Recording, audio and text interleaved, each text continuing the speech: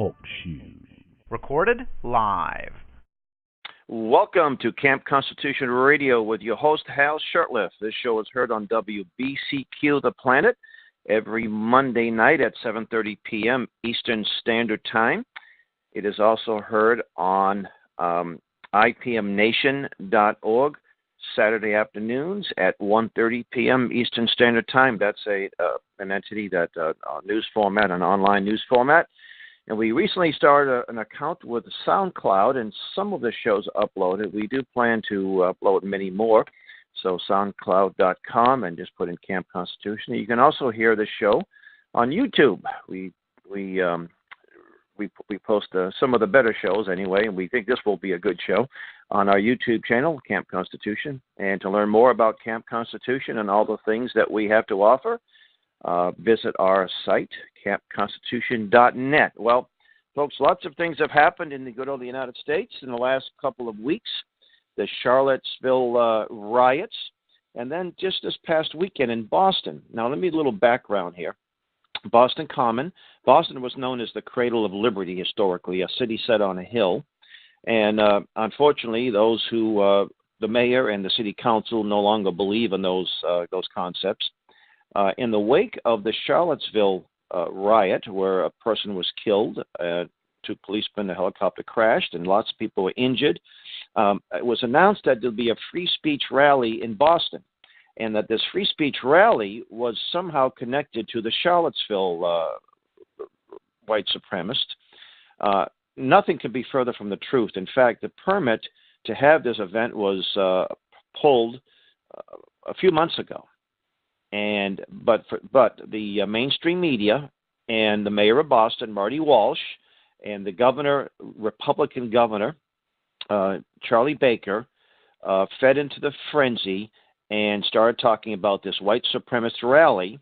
And then other people, we have to oppose this. We can't have this in Boston, and so forth and so on. Not one reporter, to my knowledge, made an effort to contact any of the organizers of this event. Initially, Walsh and Baker wanted it canceled because they were afraid of all the opponents, the Antifa and all the other folks. Some of them did not come to cause trouble, but many of them did. In the wake of that, there were, about 30-plus arrests and some injured, mainly these peace-loving protesters assaulting policemen. We have on the line two of the people that were participated in the event. Dr. Kishore, are you there? Hi, Hal. I'm on the line. And I've got Dianna Ploss. Dianna, how are you doing? I'm doing well. Dianna Ploss. Yeah. Dianna Ploss. Ploss once a day. I'm sorry. You know what? I know Ploss. I'm trying to say Ploss it phonetically. every day. No, that's fine. Ploss every day. That's what I say. Well, Dianna was what is your title? You were assistant of the Trump campaign of Massachusetts. I was one of the deputy state directors, volunteer deputy state directors for the Trump campaign in Massachusetts. And Dr. Kishore is a Camp Constitution instructor, and he's been a guest, actually a co-host many times. Now, when I didn't participate. I had a prior engagement, and but I watched a video that was done by one of the rally speakers, and there, lo and behold, was Dr. Kishore holding a banner. And Dianna, you had a live remote, a Facebook remote. Now, you weren't able to get inside to the bandstand. So, Dianna, let me give you give the listeners your take on the event from your angle, and then I'll have Doc talk about his what happened with him. Well, I just to let you know, I went there because I felt like it was history, and I really wanted to see what was happening. I don't know what Dr. Kishore's feelings have been over the last day and a half, but I am in a very sad mood for our country. I was stunned. I was stunned by the level of you could feel the hate in the air. It was palpable. The hate, the signs, the way people were dressed, the way people were speaking. Now you're talking about you're talking about the protesters, not the people involved at the rally. Right. So I should back up and say I never even got close enough to the bandstand. So because there were so many people there, and I would stand there just looking around, trying to take, looking at people. Sometimes you look at a person and you can kind of know where they stand on things, but it was so mind-boggling because there were so many people there that they might have looked like they were a reasonable person, and yet they had these signs that were filled with hate. Their mood was filled with hate. A friend of mine, actually, who's a ranger, an Army ranger, got surrounded by people. He and I were together, and he got surrounded, and I backed away from him because I thought there was going to be a big fight. And if it hadn't been for this retired community, I think a police officer or something, who basically talked down the mob. I mean, it was a mob. They basically were moving in on him. It was so disturbing that there was so much hate. The hate. I mean, it wasn't peaceful. There was nothing about this that was peaceful. There was no love. They weren't there to offer. They were there. A lot of them were there for violence. That's what they wanted. They were there for violence. You could clearly see there was a group of Antifa people, all dressed in black, with their kerchiefs over their faces, marching. In a militant group. It was obvious that people were there that were paid agitators, people that were there, even in the group when my friend Paul got surrounded. I heard somebody say, "You called them an animal," and I said, "No, that didn't happen. They were there to cause trouble. They wanted blood. It was so obvious. They wanted blood. They wanted to shut it down. They didn't want to hear any alternate opinion. They couldn't tolerate it. I could say more after Dr. Kishore says his, but they were not there for protesting. They wanted to shut it down. They did. They wanted to shut it down. And they did. And again, I think the people who are the most to blame, the two people most responsible for the protesters being there in such large numbers, was Mayor Marty Walsh and Governor Baker. Governor Baker. They must have wanted violence because they know what happens when they, in the wake of these things. They simply said that this was a white supremacist and we won't tolerate hate in our city. Well, there wasn't. I mean, a good investigative reporter can simply make a phone call and say, "Hey, Mr. Brent," or the young gentleman in Fitchburg State College, which we'll talk about in a few minutes. "What is your background?" "Well, I'm a Republican activist. I'm a libertarian. I happen to be a person of color, et cetera, et cetera. I have no connections to any hate groups, and I denounce them vehemently." But see, that doesn't sell newspapers. That doesn't make Marty look like a hero. It doesn't make Baker look like a great statesman. But they're responsible. They owe an apology to the Boston police because they put them in harm's way. Yes, they did. And some of them were hurt. And not only that, but the people who actually did get a chance, it was only a handful of people that actually got to the bandstand. No media was present, but there is a video, and when I post this on YouTube and other outlets, I will put a link to that video. And it was a man who's running for the U.S. Senate in Massachusetts. Whether you like the guy or not isn't the issue. The issue is he was the only guy that had the guts. He was invited to speak. I think he was going to be there about 3 o'clock in the afternoon. The rally's supposed to start at 12, end at 4. He was going to say his thing and kind of go home, pump the flesh a little bit and go home. But everybody else kind of backed out at the assistance of Baker or others, and there was only a few. So, Doc, now I'm going to put it in your camp because I saw you on the video. I saw you Friday, and I didn't know that you were going to be there. So give us your take.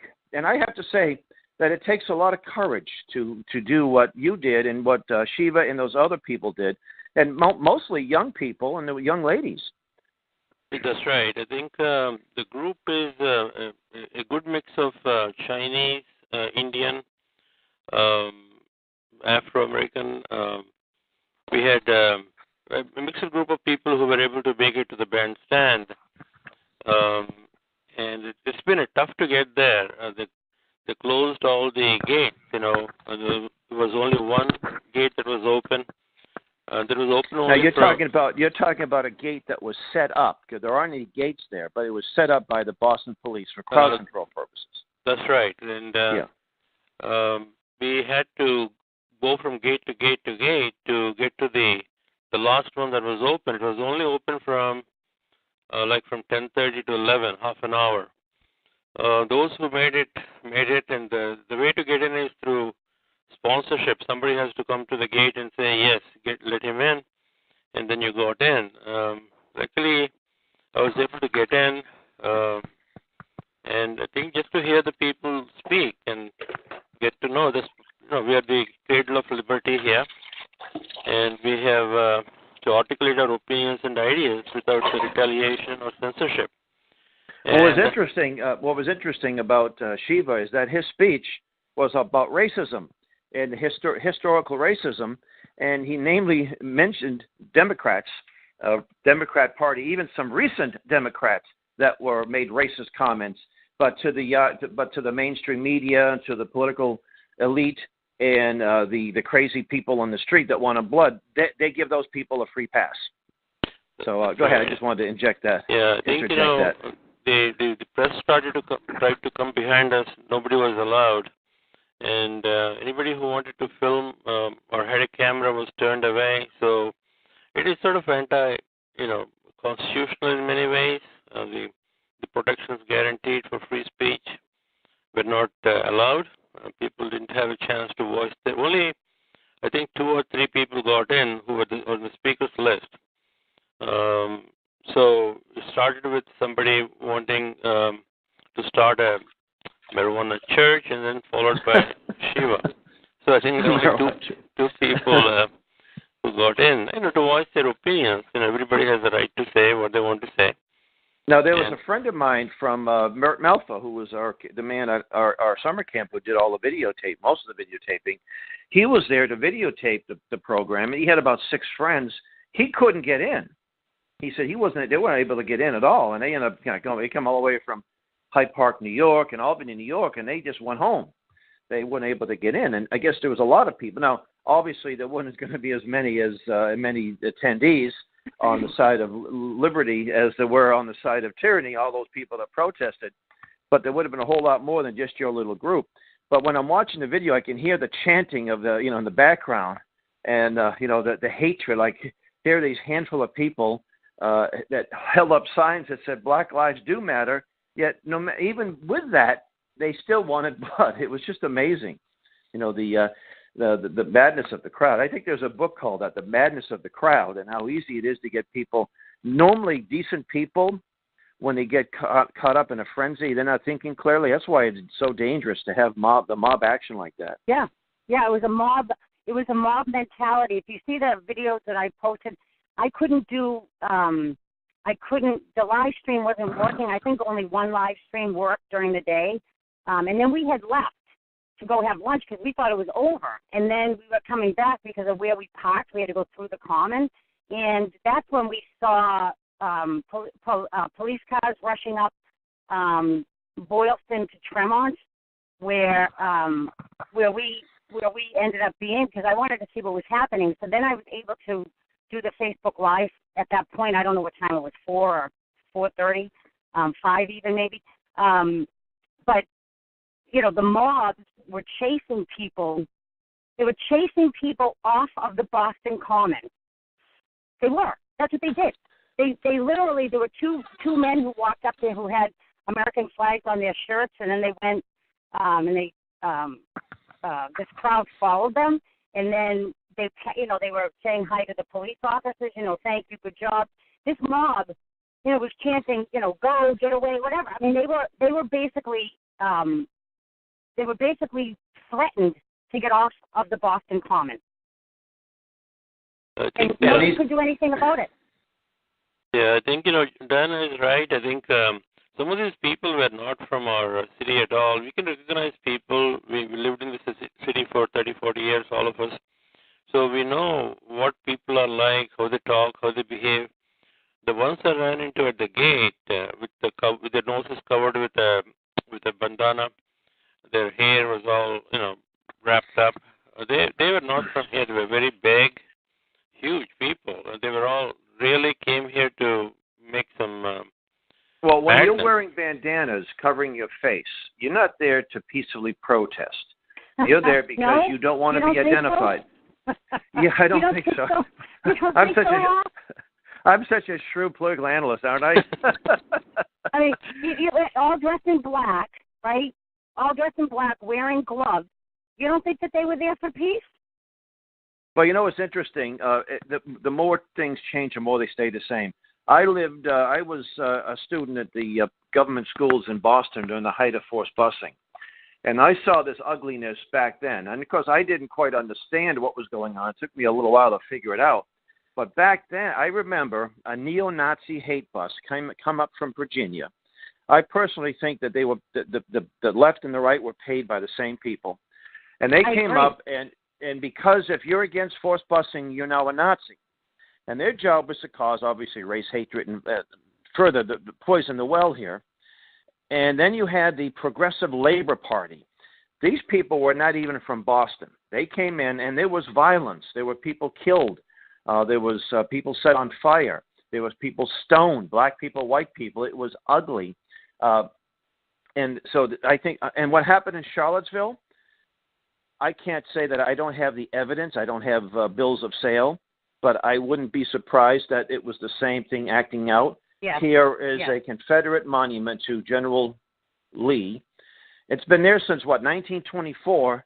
And as far as I know, that statue didn't kill anybody. It didn't cause any racial strife. It was there in the park, like him or not like him. And you know what? If you learned a little bit about the history of the guy, it's hard. It's hard to hate the guy. He was a devout Christian man who took the side of the Confederacy reluctantly when he didn't want to. He refused to fire upon his fellow Virginians. He couldn't abide by that.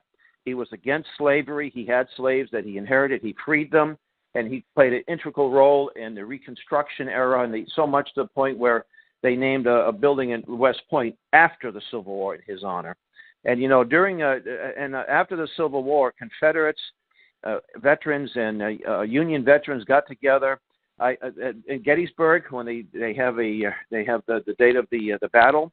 The Gettysburg Address in November.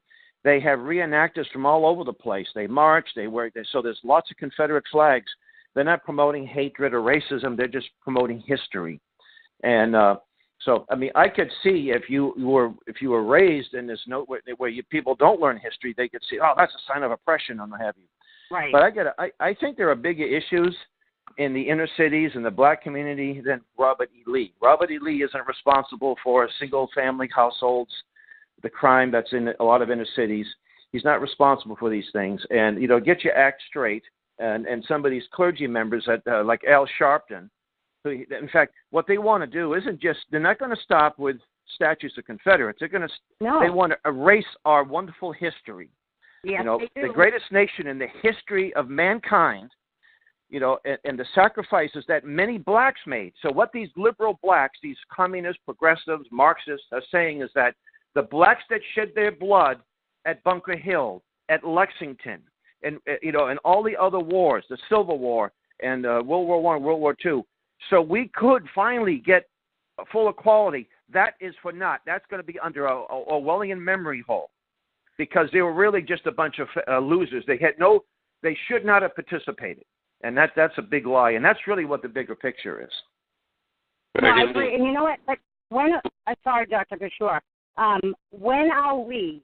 So our leaders basically in Massachusetts rang the dinner bell for these people to come here. That's right. So why is it that we continue to elect people and we don't talk to them about these issues? Like, we don't talk to Charlie Baker. How come my niece, who's 14 years old, who lives in Rosendale, had to go for a historic trip down to D.C. and not the Freedom Trail, which when I said to her, how come you guys didn't go on the Freedom Trail? She said to me, what's the Freedom Trail? What's the Freedom Trail? That's right. Yeah. That's what she said, 14 years old, growing up in Rosendale, which is a part of Boston. That's right. And the irony of, at the end of the day, on Saturday, where the piece of the Freedom Trail started there, and there was a sign that said Freedom Trail, inches away with these mobs of people throwing people off of the Boston Common. There's also Where's a Black Charlie Freedom Baker? Trail. Yep. No. Where's Charlie Baker and Marty Walsh? And we keep electing these people. They keep electing them. And they say Walsh is your typical lefty. Basically, the city of Boston is run by the Democrat National Committee because whatever they promote, he will aggressively. Yeah. There was a bus that came to Boston. It was by the Focus on the Family, a Christian-based group, and they had boys are boys and girls are girls. I mean, that's so controversial that some of these crazies attacked the bus and threw stuff at it, and and then what did Walsh do? He didn't say, "Hey, they have a right to do this, and you have no right assaulting this property." No, we got to raise the transgender flag, which just didn't exist until a few years ago. That's his answer to that. Not to say, look, these people have as much as right to speak out. And if you don't like it, that's too bad. You're supposed to be a grown-up. You're supposed to be adults here. You could debate them in the public arena, not by throwing stuff, putting your little bandana and throwing stuff at this bus. And there was young children on the bus too. That's just what this is. And we have to confront this. We can't engage in their tactics. We can't have 1 million people on the street doing the same thing that they do. We can't throw bags of excrement at policemen. That's not what we're about. We have the moral high ground, and we have the truth here. And the battle isn't on the streets. That's what it's easy to rent them out. I wish I could. I've been doing presentations for years, and there are sometimes I have a handful of people, and sometimes I have a nice group of people. That's what the word is. That's what we do at Camp Constitution on Boston Common. We don't throw bags of excrement at policemen. We don't rant and rave. And Doc was helping me at one of my tables. We have a little table teaching people about the Constitution. Come by, take a little 10-question quiz, and we get, in the course of a day or 4 hours, we might have 40 or 50 people come by, leaving there a little more informed, a little more appreciative of our great Constitution. That's where the action is. It's through education. It's not through riots. How can you win a debate when you scream at each other and throwing punches? That's not where the action is. Dr. Kishore, I have a question for you. Yes. Tell me what you think of this. People who throw bodily fluids at people, whether it's urine, excrement, saliva, I feel like they should be charged with attempted murder. No, absolutely. It's a biohazard. I mean, it's a biohazard. To me, there's no accountability. So when people go there with bottles of urine and bags of excrement, they should know that if they throw it at anybody, they will be charged with attempted murder. What do you think of that? Oh, absolutely. I think, especially if they're tainted by HIV or some of the infectious agents. That's what I'm saying. It's biohazard. It doesn't matter. You look at everything that comes, as a medical person, you are too, right? We use universal precautions, right? Because you have to assume that there's, right? But I don't hear one person saying that. Not one person. I don't hear Baker saying it. I don't hear Walsh saying it. If you look at the BPD, Boston Police Department sent all the participants their do not bring list, which is not to bring any backpacks, urine bottles, lye, so on and so forth, and they'll all be checked. But what we found is that the irony is that the speakers going in were searched very thoroughly up and down, but the people who came in went to the gates. Yep. They were allowed to have a free ride with their backpacks and urine bottles and varieties of other paraphernalia, their headgear, their body vests. So there is obviously something wrong here. These people are bussed in or brought in from somewhere. They're not our original Boston residents. Yeah, it's called rent a mob. That's right. I think it's a mob. I think Dianna said that very correctly. We ran into mobs of people, and this is just not right for a city of this size and historical significance. It's not dignified at all. And I think the kids who organized it, right? The oldest kid was 23, John Medlar, and the youngest kid was 17. They're kids who are trying to learn Constitution and constitutional rights.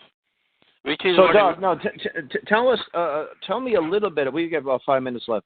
tell me a little bit about this evil neo-Nazi skinhead racist that you met. Of course, I'm being facetious. That organized, that pulled the permit. Tell us a little bit about this man, because you did what the media refused to do. Right. He came and I met with him. He apparently pulled the permit way back, and he filed for it in April or May. Got the permit on 12th of July, way before any of the bad stuff happened in down south. And he is basically a student of history in some ways. He wanted people to have a free-ranging debate. He wanted opposing views to come together. And there is nothing neo-Nazi or KKK about this kid. He's just a kid, 23-year-old. I call him a kid. And, seemed like a very soft-spoken, good individual. And I think I'm glad he stood still. There was a big force on him to cancel the whole rally. He put his foot down. He said he'll do it no matter hell or high water, he'll do it. And I think I'm glad in a way he did it, but the reaction to it and the mob action that resulted as a result of the public officials taking to the news media, the media whipping up the frenzy. Now, Doc, I've been involved with rallies over the years, pro-life rallies, in the Fed rallies, Tea Party rallies at Boston Common. And I think there was one Tea Party rally. There's always a handful of leftists out there, but there's never been any violence, and they're mostly local people from the colleges making a stink, but it's never really led to anything serious. I would suggest that if it hadn't been for the mainstream media, local mainstream media, and folks like Walsh and Baker, that there probably would have been a couple hundred people attending this event, mainly people, Trump supporters, conservatives, and probably a handful of lefty people, maybe curiosity or with a few signs. And that would have been it. There would have been any need for 500 police. There would have been any need for helicopters. There would have been anybody harmed, maybe a few verbal exchanges. That'd be the extent of it. But these men and the corporate media elevated it to what it was. They knew when the permit was pulled. They knew they could have easily found out who this guy was. Police departments used to have intelligence arms, and they can find out pretty quickly who this guy was and say, hey, there's no issue here. This isn't who we think he is. But that didn't happen. Right. So. The amount of it didn't happen. All right. We got 2 minutes left. Yeah. Dianna, if people want the little video clip you did, if you want to give out information, how people may be able to see that through your Facebook page. So they can go to my public page, Dianna Ploss. So it's Facebook, but it's Dianna with 2 N's. And there are a few videos up there that I live streamed on Saturday that you can see some of what happened. And Doc, why don't you? I'm going to post the video that was posted on Shiva's YouTube, which I think has almost 100,000 views. When I first saw it yesterday or the day before, it had like 2,000. So it's making the rounds. And I think it's important for us to spread the word. And those who were listening, whether you agree or disagree, I don't think you want violence and bloodshed. And we need to hold people. We need to hold people on both sides. But the other side, I look at neo-Nazis as they're not on the right; they're on the left. In clans, people want to use the power of government to deny people their rights and so forth. Are not on our side. All right. Well, and Dr. Kishore, what is the it's just his YouTube channel is just Shiva, SHI. How do you spell it? Right. I'll send the link to you. I don't have. Okay. Well, I'm just saying for those who are listening. Yeah. But when I put this on YouTube, I will definitely put a link to that video on this when I upload this conversation. All right. Well, I want to thank you both for coming on with short notice, and thanks for having us. And thank you for listening. You've been listening to Camp Constitution Radio on WBCQ The Planet. And until next week, God bless, and thank you for listening. Thank you, Hal. Okay, Dianna. Bye. Take care. Bye-bye. Bye.